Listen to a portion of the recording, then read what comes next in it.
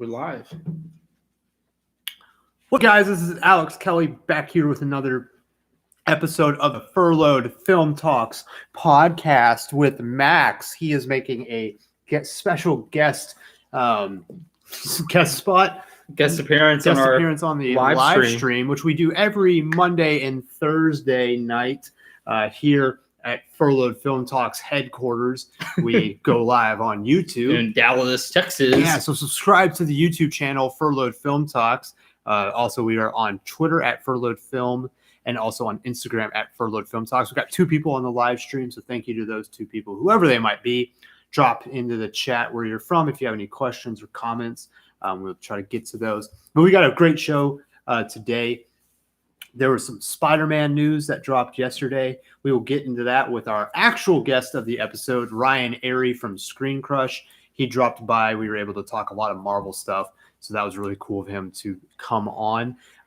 If you are watching this live, you will have to wait till tomorrow for that. But if you are listening to this on Apple Podcasts, Google Podcasts, Spotify, Facebook, wherever it might be, just wait till the end of the episode and you'll hear us speak with Ryan Airy. Are you going to put it up on YouTube too? Yes, I will put it on the YouTubes. So if you're listening to this on YouTube, past the live stream, we'll have another video with our interview with Mr. Airy from Screen Crush. Mr. Airy. So he was a really good guy. Thank you for him for coming on. His Twitter is at Ryan Airy, Ryan Arey. So his dog made a guest appearance too. Yes. So you get to see multiple dogs in this episode. This is just a doggo episode. Yes. That rhymes. So we will then, before that, we will review a movie that's been out for a little while called First Cow, directed by Kelly Reichardt and starring John Magaro, Orion Lee, and Toby Jones. So we'll talk about that in a little bit. But first, Ryan, we got to get to the newest streaming service on the block. Oh my God, another one? Yes, that is Paramount Plus. Sweet. Yeah. Do you have any interest in this? Is there anything big that Paramount does other than, like, I guess, what big movies are they responsible for? So they are going to be responsible, and there's 3 different things that we are going to talk about. The first one is a Frasier revival. Oh, I'm not. They are bringing back Frasier, the Kelsey Grammer show. Most people who are under 29 will remember Kelsey Grammer from X-Men, not from Frasier the show. Kelsey Grammer was in X-Men? Yes, he played Beast in the original X-Men movies. Oh my God, when? Like the 70s? The 2000s. Kelsey Grammer played the Beast? Yes. What the fuck? Yeah, under lots and lots of makeup. That's the blue guy, right? Yep. Oh my God. Kelsey Grammer, he was... Dude, that's insane. Yeah. Okay. So that is who played Beast back in the 2000 X-Men movie. Could you imagine being in like a casting room and someone's like, who should we get for the Beast? And someone's like, let's get Frasier. Let's get Frasier in here. I would have been like, you need to get out of here. You're drunk. No, so that is, they're doing a revival of Frasier. I think that's kind of fun. I don't know. I liked Frasier. I'm very weird though. But the other one, Halo, is moving from Showtime to Paramount Plus. Okay, I'm down for that. So I'm very much interested in that. So Halo TV series, which we talked about, I've been trying to look because we talked with Michael Ambrewster. He said that he was helping write that. So that's the same one he's working on? I think so, because I remember him saying Showtime, but I can't find him. Must be that. Yeah, I can't find him attached to it at all. But like maybe when the show comes out, he'll have like credit on there. Was he like EP in it?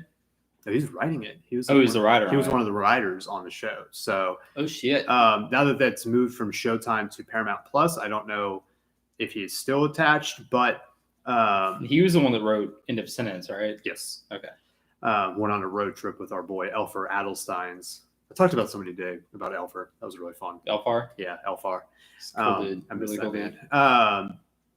So obviously Halo being from the hugely popular Xbox video game franchise, they are making, that's what fucking Deadline says, they will be making it into a TV show that will premiere on Paramount Plus. Paramount Plus is basically, like, let's just go a quick rundown. Paramount Plus is basically just CBS All Access fucking branded, and like they're trying to redo it. Really? Yeah, like that's all they're fucking doing here, and they're basically making it you have to pay for it because CBS All Access used to be free. No, CBS used to be like the only one that wasn't free. Like way back in the day when like ABC, NBC.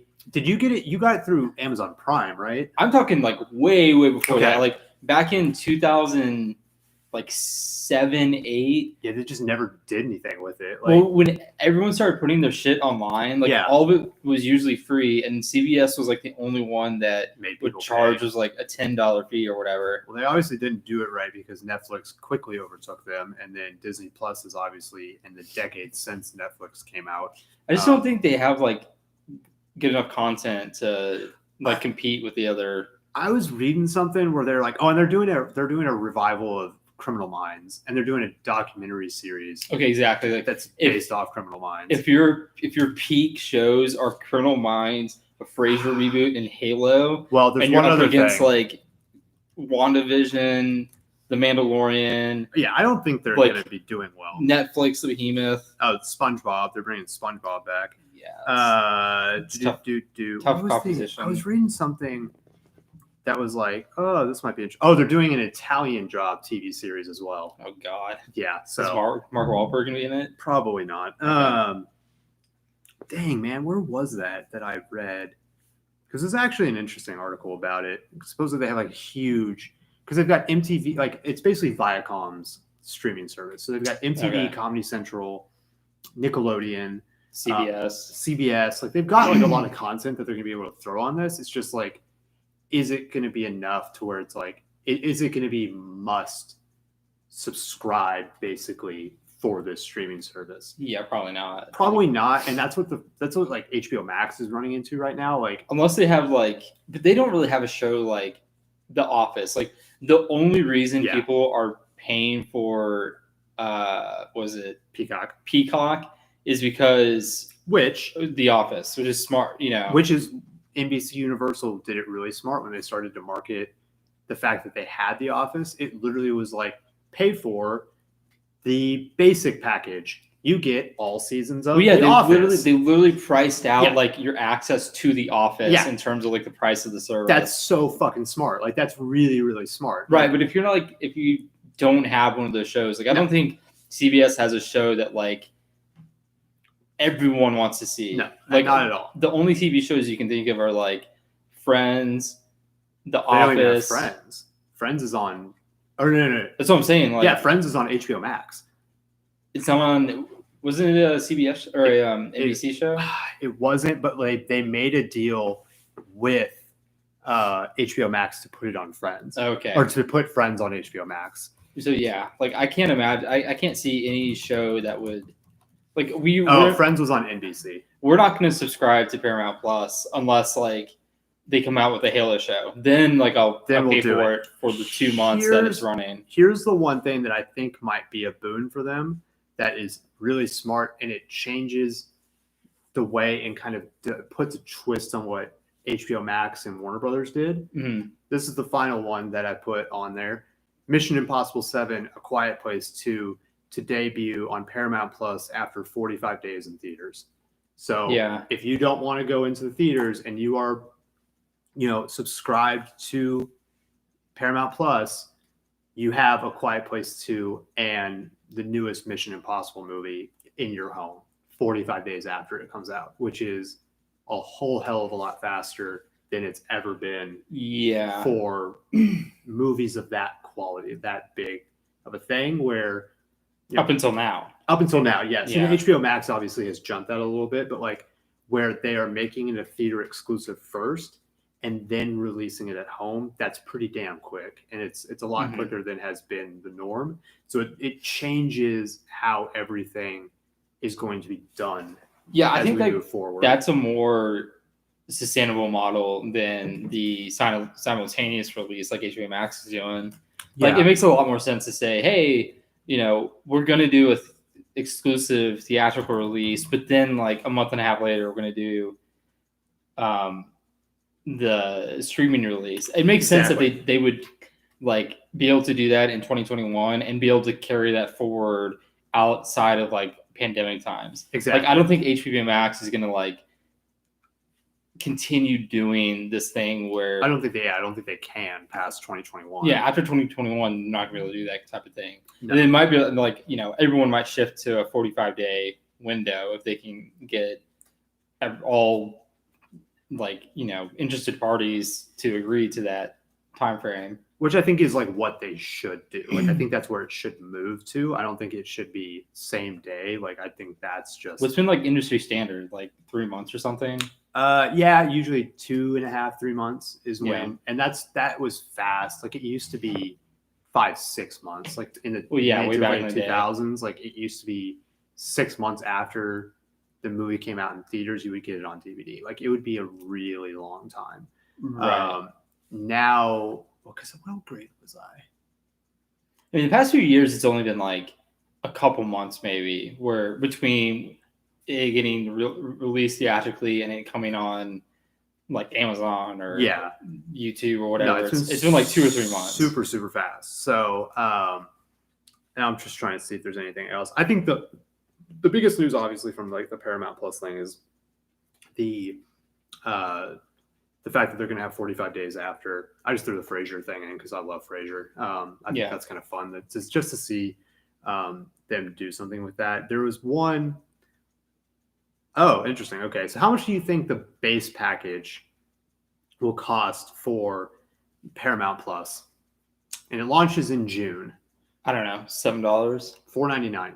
Oh, okay, that's not too bad at all, actually. I mean, again, like I wouldn't sign up for it unless there's like a release. Nothing in their back catalog is worth paying $4.99 a month for. No, like if Halo comes out or if you want to watch Frasier, then I guess we can pay for it. But yeah, and like the full Paramount Plus premium tier with no ads, so the $4.99 comes with ads, will be $9.99 a month.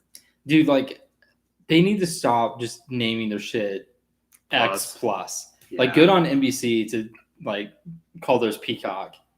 Because it's like I guess it's Disney Plus, HBO Max, and now Paramount Plus. Like, well, there's also ESPN Plus. I forgot about like that. All, but I mean, I guess like it makes sense for Disney to call theirs all pluses, like ESPN Plus, Disney Plus, whatever. Yeah, it's like, come on, Paramount.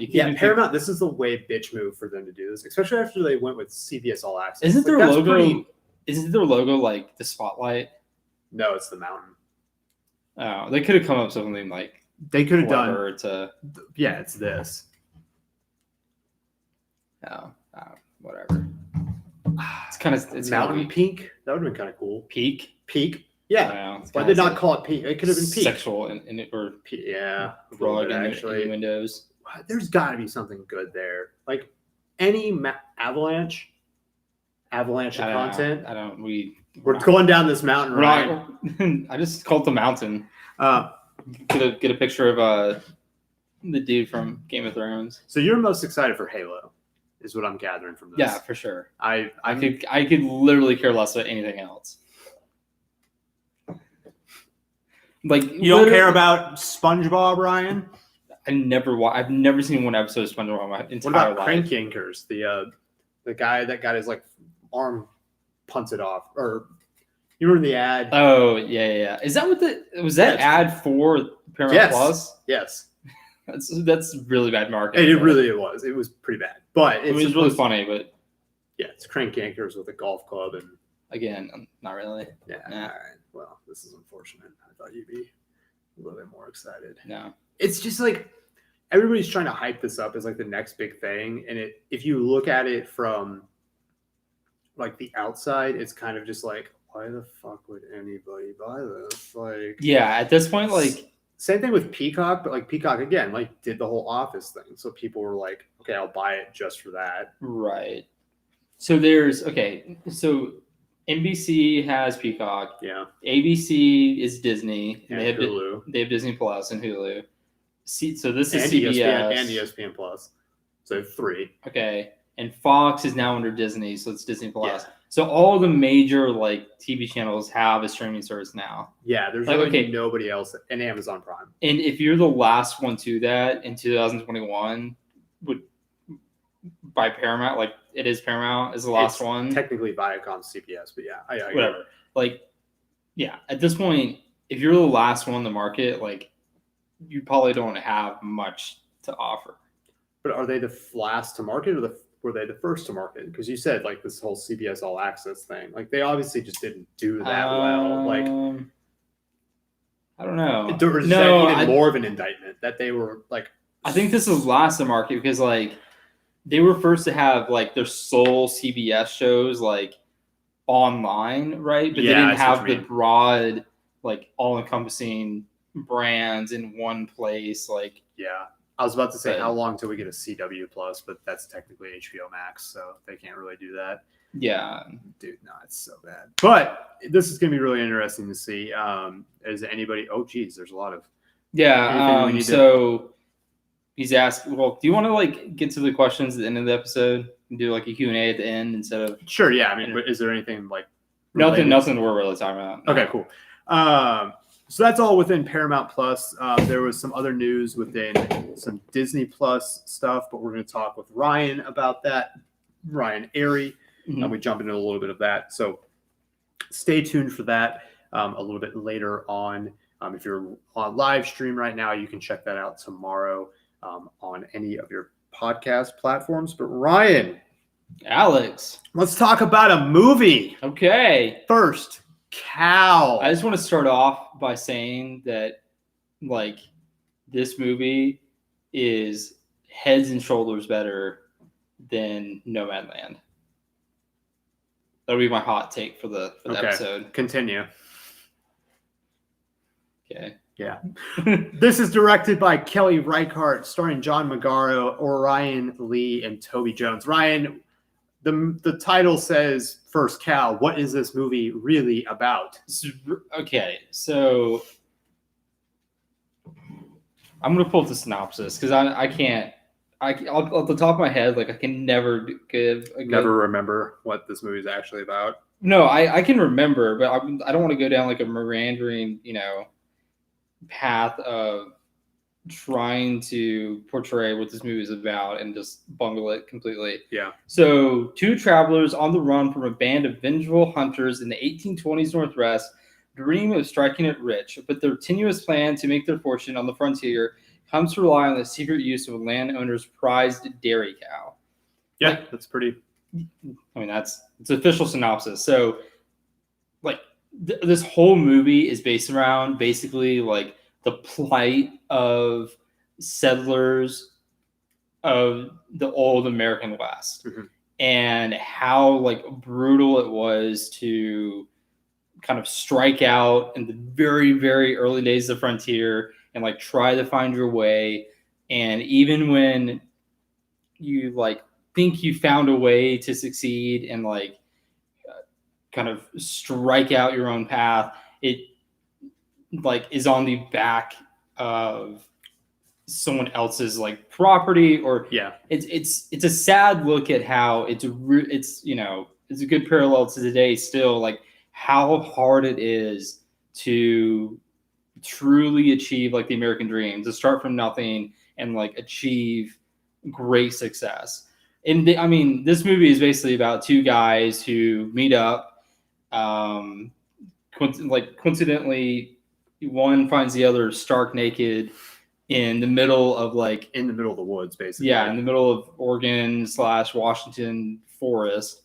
They make it to the fort town, and they find out that the first cow in the territory is owned by the governor of the territory, and they go in the dead of night and, like, steal the cow's milk and go back and make these, like, sticky buns and sell them in the fort to all the fur hunters. I forgot where I was going with this. I don't know. Yeah, but that's the movie. I mean, it's basically about friendship and trying to get ahead, and really, like, even if you don't have the resources available to you, like, you can show your skill and show how you can basically set yourself apart and be some of the best in whatever you're doing. But you have to do technically some underhanded stuff to get there. And even the person that you're basically ripping off is like, holy shit, this is really good. Like, yeah. So, like, and then at any moment that can be taken away because all of a sudden they catch on to you and it all goes to hell in a handbasket. And so the movie opens up and it's supposed to be set in the 80s, and this woman comes across this like set of bones, and they're lying next to each other, and then all of a sudden it cuts back to, it's supposed to be the 1800s, 1820s. Yeah. And so literally would have been like the first decades of exploration throughout the American Northwest. Which like, and it's such, the thing that I loved about this movie is it's so uniquely shot because of the setting that it's in. It's obviously the 1820s. You get a real kind of basic feel, and it's all about the nature of how America used to look, was this naturalistic, and how in a way we've completely fucked that up by like building shit all over the place. Like, but this goes into they're walking through the woods, and you get these really beautiful shots of them in the woods, or them by these ponds, or them on the river. Like, that was the coolest thing about this, was just them getting to really play with, you know, areas of America that were untouched at that time. That I thought was really cool about this movie. Yeah, the interaction between the characters and the landscape of this like undeveloped, you know, part of the Northwest was really interesting, because like I forget exactly what he was doing. Oh, so the scene where he's supposed to be like a cook, basically. No. The scene where like the movie starts out like after the first scene, like they go actually into the like the period, and it starts out with the main character Cookie. He's in a group of fur hunters, and they're at the end of their expedition, and they're trying to return back to the fort with all their furs that they're going to sell. But like they're just a couple days away from the fort, and they stop to camp, and it's apparently Cookie's job to like be the cook and like scrounge up food and whatnot. And he like comes across a like creek or river where there's like clearly fish, and you could tell like he had probably walked 5 to 10 minutes from the campsite to this area to find the river. And it was really interesting. It's like, if me and you went out into the forest and like say walked 10 to 20 minutes out into the forest, there's no way we could turn around and sprint back to the exact spot we had just come from. Yeah, no. Like we'd have no idea like how to like find our way through this like dense forest, right? But Cookie, like in a dead sprint, can not only like sprint back to his campsite, grabs his fishing net, and sprints all the way back to the point to the river. It's like really cool how it shows like it was obviously really dangerous back then, because like there's no one out there to help you, right? Like you get lost, you like in the Revenant, like you get left behind, you're like most of the time you're gonna be dead. And it's really interesting how like Cookie like knew his exact way through the forest, knew like within seconds of seeing this river, he knew that fish were going to be in it, and like that was going to be his dinner. So it's like that kind of like interaction between the characters of that time period and the natural world. Like we have no fucking connection with that anymore, right? It's you know, that's kind of my point, is like we've gotten so far from that lifestyle. It's kind of like we spend ourselves, and it's getting worse now, especially within the last year. We spend so much time indoors, like we don't ever interact with that. And I think that's kind of like, pull back the curtain real fast, you want to go to Big Ben super bad. I think that's part of it. We don't interact with nature and the outside environment that much anymore, because we're shut inside working and doing everything indoors. There is a little bit of ourselves that want to get out and see nature around us. And I think it's even a little bit worse because, you know, we're now in not the heart of Dallas, but we're near the heart of Dallas. And so that has just kind of exacerbated that a lot. And so seeing a movie like this, it's really cool to be like, oh my God, like these people are living off the land. Like they're living and literally making a life for themselves off of just the, you know, nature and animals around them. Like that's what they have to do to survive, and they're doing it. And I think that's a really, really cool part of this. And plus that friendship that these two connect on. I was just about to say, like, I really loved the little like bromance they had. Yeah. With like, you know, like it was never like actually like it wasn't like a gay relationship. No, not at all. And I think that's straight up like two people from drastically different backgrounds, but in a way almost identical backgrounds. But also it shows how people who become really good friends are the type of people who are alike but different in very specific ways, because those two people then help each other. Right. That's what I mean. Like they like, you know, the other character, I don't remember the other character's name. King Lu. King Lu is from China. Cookie is from like the east, somewhere Baltimore, I think. Yeah, I think it was Baltimore. You know, so they have like they're from completely different environments, but they're in this frontier territory. They're basically exactly the same. They're both dirt poor. They're both trying to like survive in the world, and so their like friendship and their understanding of each other and the progression through the story of how they like devise this plan to like steal the milk from the first cow and, you know, try to like do this entrepreneurial thing. And it's really interesting, like in their interactions, like there's a lot of scenes where they're just like sitting around doing really mundane things, but the dialogue between them is like, you know, like always dreamt of having a hotel in San Francisco. Mm-hmm. It's like a very like well thought out plan of, you know, all the hotels in San Francisco are these beautiful buildings that all the rich people stay in,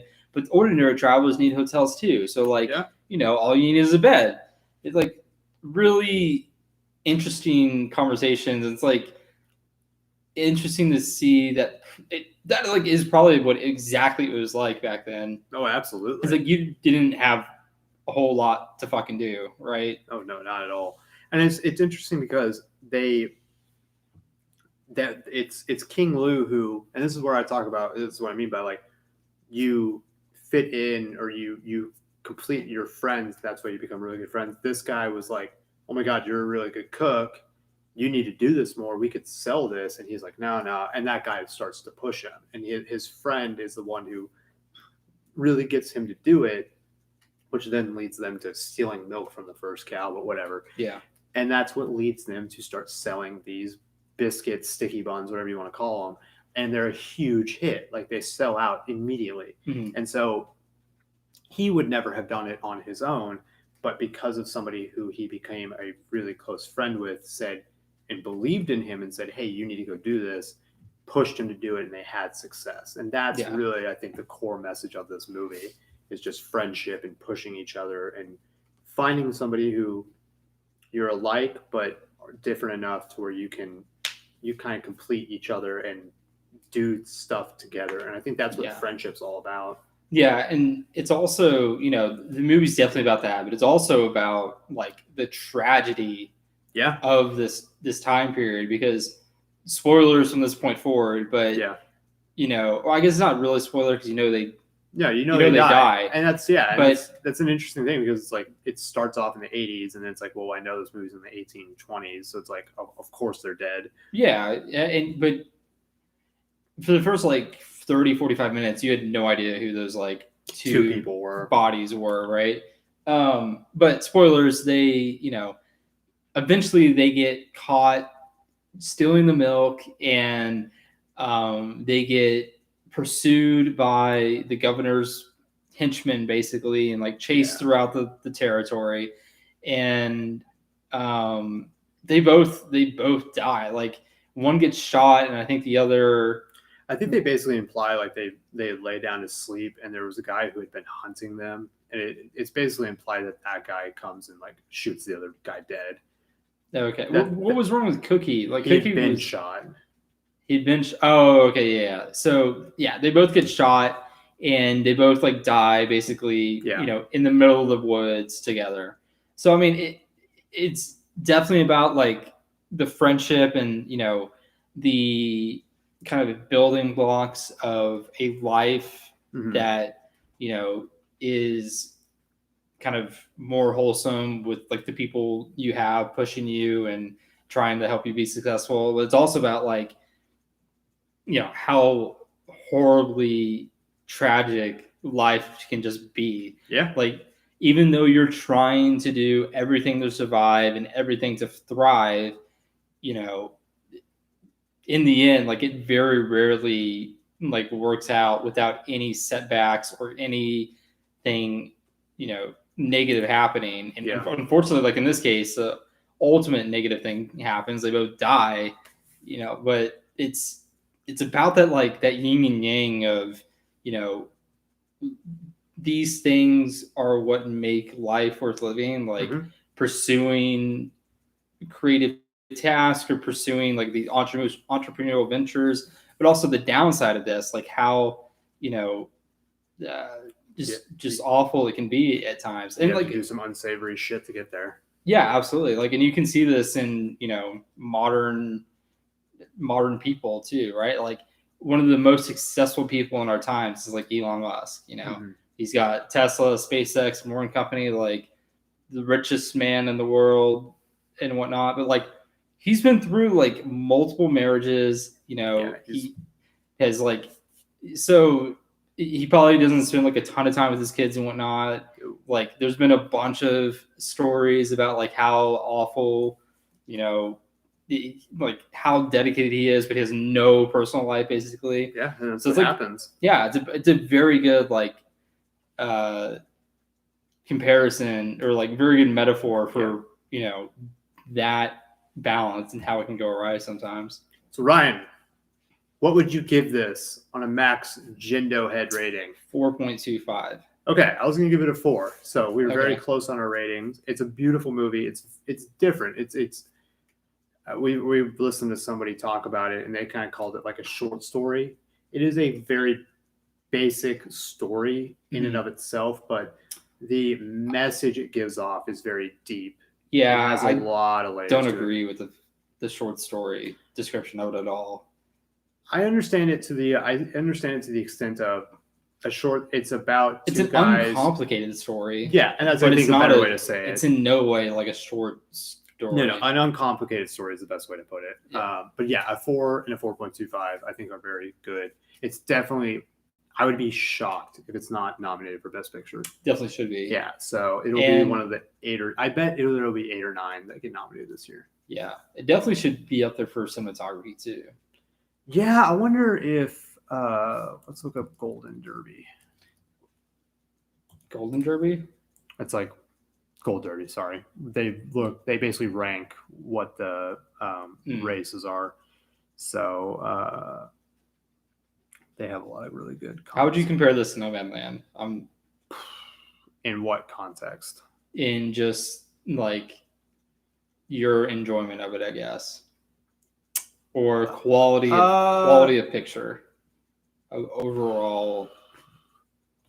I mean, they're so different styles of movie. Like it's really hard to like compare the two. I think the message of Nomadland at the very end hit me a lot harder than First Cow, because First Cow, you kind of know that they're going to die, so you're just like waiting for that moment to happen. If it had been, we had no idea how they were going to die, you didn't know that they were going to die side by side, I think that would have hit a lot harder. And I think that ending would have been a lot more personally like gripping. But I mean, I enjoyed both movies quite a bit. So I think I'm the exception that didn't really enjoy Nomadland. Yeah, but I think at least from my perspective, like every aspect of First Cow is better than Nomadland. Like the moral of the story like came across easier and more clearly. Like I think, and that's why it's more of an uncomplicated. It's uncomplicated. It's just very straightforward. Yeah, cinematographically, like I think it both are on par with each other. The acting is much better in First Cow. Yeah, but so they have best cinematography. Number 1 is Mank. Number 2, Nomadland. Okay, and then they have First Cow all the way down at 9. I'd be really surprised if it didn't get nominated. It'll get nominated, I think, because like the other ones, News of the World, which we haven't seen. Yeah. That's third. Tenet 4. The Five Bloods 5. Judas and the Black Messiah 6, which I don't agree with. Minari 7, which we also need to see, and Ma Rainey's Black Bottom, which is 8. So I could see it might be tough to get it nominated because I think Nomadland, Mank, and Tenet are all locks. Mm-hmm. Maybe you get it thrown in there for best cinematography, but I still think it's a shoe-in for best picture, which let's look at what they have it as for best picture. Nomadland, Trial of the Chicago 7, Minari, Ma Rainey, One Night. Holy shit, they don't. Oh, wow. Okay. So they have First Cow 15th. Wow. Okay. Behind United States versus Billie Holiday, which I've been seeing. Soul, Sound of Metal, Judas and the Black Messiah, The Five Bloods, News of the World, The Father, Promising Young Woman, which is higher than I was expecting that to be, Mank, One Night in Miami, Ma Rainey's Black Bottom, Minari, which we need to see. I think Minari is going to start to sneak up on some people. Okay. Child of Chicago 7, and Nomadland, number 1. So okay. They have the odds of Nomadland and Trial of Chicago 7 the exact same, 7-1. So we shall see about that. I mean, Minari is 7.5 to 1, so right behind it. Yeah, Minari. Yeah, it's that Korean. It's not Korean. Oh yeah, okay. You know what I'm talking about. We need to watch that. I'm really excited to watch that. All right, so let's get to some Q&A questions real fast before we jump on over to. First one is jumping over Ryan. Ryan, yes. Yeah. Have we seen the early reviews for Cherry? I've seen a couple. I've seen that they're good. I haven't really. Yeah, I haven't seen any. I've been trying to stay away from that because I want to be fresh. Right. I've just been too busy today to even see anything. But that comes out tomorrow, right? That's next week. That's next week? Yeah, March 5th. Oh, shit. Okay. Yeah, early reviews then. Yeah, I think they're dropping them. Either they're dropping them I don't think they're dropping full. I think they're allowing them to drop social media. Okay. So tweet shit. I think Jeremy Johns had one out. Someone had one out on YouTube. Did you really? Yeah, but and that's the thing. I'm staying away from that because that's the type of movie where I know a little bit about it, but I want to go in knowing very little. Yeah, I don't want to see anything about it. He doesn't have a review for it yet. Oh, okay. All right, and then something about a Mighty Ducks TV show. Is that in the works? We've already talked about that. Was it a TV show or a movie? TV show.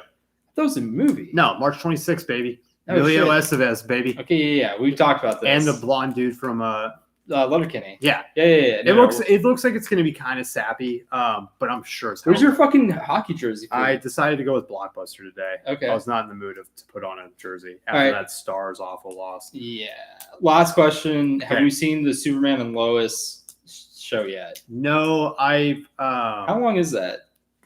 Per episode? Yeah. It'll be an hour, 43 minutes. We should watch it. We should just watch it.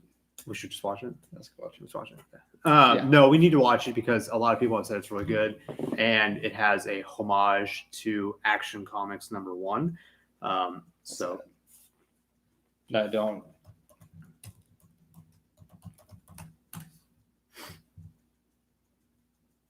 It's just some classic piece of. So it was the first. Yeah. Okay. So that clip where he's got the weird Superman logo on and he's walking away from a car. Did you see that? Sort of. The last couple of days, they're gonna basically redo that entire scene where he's in this version he's holding up a green PT Cruiser. Okay. He's gonna put it down and he's gonna walk over to this fucking kid. And I've already seen this clip. He walks over to the kid and basically says "All right, here's your baseball cap." And he's like, "Thanks." He's like, "I like your costume." And he's like, "Oh, it's for hope." No. He goes, "Thank God." Yeah, right. No, he goes, "No." He's like, "Yeah, my mom made it," and flies off. Superman says that? Yeah, because that's also from the comics too. So okay. It sounds like they've done a really good job getting back to what Superman should be, not fucking snapping his Kryptonian brother's head. But I think that was deserved. To each their own. He doesn't kill. Well, I mean, that guy was kind of trying to destroy the world. Doesn't matter. It's not. What was he going to do with Zod, Alex? Truth, hope, and the pursuit of justice, Ryan. No one was walking out of that without one of them being dead. Well, that's not his thing. Well, Zack Snyder said it was his thing. It is, yeah, and that's why it was a complete departure from Superman. There were a lot of people who were pissed off about that. Okay, I could not. Batman uses fucking guns now too, so yeah, I couldn't care less because I really am not a huge Superman fan. But like, this show looks interesting. I like Tyler Hoechlin's version of Superman. I think he seems like a really, really good guy. And the Lois, I don't remember the lady who plays Lois in this, but she's pretty funny too. So I'll watch it. Oh, and David Ramsey's in it. Yeah, I definitely need to fucking watch it. I would say so. He plays Diggle. Okay. I love Diggle. The hell's Diggle? Diggle was the friend of Stephen Amell's character in Arrow. Okay. Was he one of the nerdy ones? No, he's huge. Hold on. Oh no, I know what you're talking about. Do you? I hope so. Yeah. I love this. He was in the Arrow. Yeah. Okay. I love it. He's super funny. He's got some really good comedic timing. He's gonna probably be Black or Green Lantern. Ooh, cool. Okay. Jon Stewart. So, all right. But it is time to talk even more Marvel stuff. We're going to switch away from DC stuff here for a little bit to talk with the host of Screen Crush. He's also a writer and producer for their YouTube channel. So check out Screen Crush on YouTube. Check out him on Twitter at Ryan Arey. It is time to talk with Ryan Arey. And that was Ryan Arey. I love doing that. It's fun. But thank you to him, seriously, for coming on. It was really cool to talk with him about a lot of different Marvel stuff, the future of the MCU. We talked Easy Does It with him. We did, yeah. Really, really cool. He's gonna check out Easy Does It. Yeah, so send Ben Matheny some dough, some money. But thank you to him for coming on. Go check him out on Twitter at Ryan Arey. At Ryan Arey. Yep. Ryan, that is episode 81 Good job, bro. Books. Another week down. So remember, guys, check out. Is anything coming out this weekend we're going to have for the peeps on Monday? WandaVision episode 8. WandaVision episode 8, for sure. We really need to go see Promising Young Woman. Yeah, we need to go see The Promising Young Woman, or we need to go see Minari. Minari. It's in theaters. It is in theaters? Yeah. So I need to go do one of those two. So we'll do that. On Monday, we will have a review of either Promising Young Woman or Minari, as well as WandaVision. She's going to get crazy tomorrow. Yeah, the penultimate episode of WandaVision. So stick around for that. So fancy with her penultimate. Yeah. But everybody, stay safe over the weekend. Check out our Twitter at Furloughed Film, our Instagram at Furloughed Film. Vinny's saying Cherry comes out tomorrow, bro.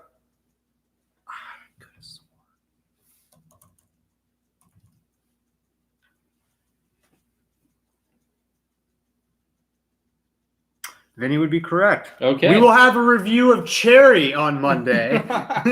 We'll replace you with him, bro. Vinny He's on top of it. Chris Stuckman already has his review up. That's who I saw. Yeah. Chrissy boy. That makes way more sense. All right. Okay, so we will have that Monday. We will be talking Cherry for sure. Oh, damn. Thank you, Vinny. What a badass. But everybody, stay safe over the weekend. Stay warm. It's raining here in Dallas. Yep. Everybody have a good weekend, and we will see y'all Monday. Adios, amigos.